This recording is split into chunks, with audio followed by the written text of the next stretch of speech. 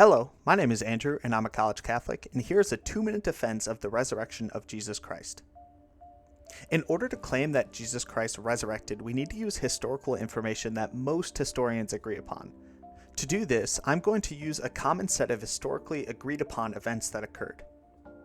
First, we understand from non-Christian historians at the time that there was a Jewish man who is called the Christ who was crucified by Pontius Pilate between the years 14 and 37 AD.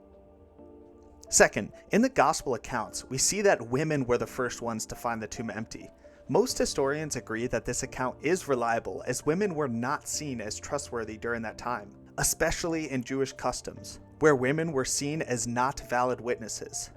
If the Gospel writers wanted to write a fake account of Jesus' resurrection, it would be laughable to use women as witnesses. So it is generally historically reliable to say that after Jesus' death and burial, the tomb was found empty.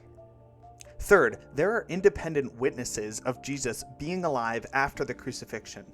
We know this information from Paul in his first letter to the Corinthians. In chapter 15, he recites a creed that predates his conversion, and we know this because he says he was given this after his conversion. This fact would place the origin of this creed from anywhere between 1 week and 2 years after the death of Jesus. This creed states that Christ appeared to the disciples and then the 500 other individuals after his death. This historically agreed upon date of the creed places a testimony that Jesus appeared to 500 people after his death to within 2 years of his death. Fourth, enemies of the church were converted. Most notably, this includes Paul and James, the brother of Jesus. First, Paul was a persecutor of Christians, stating in Acts that he literally hunted them down. After his encounter with Christ, he radically converts away from Judaism to Christianity and becomes probably the greatest evangelist in the history of the church.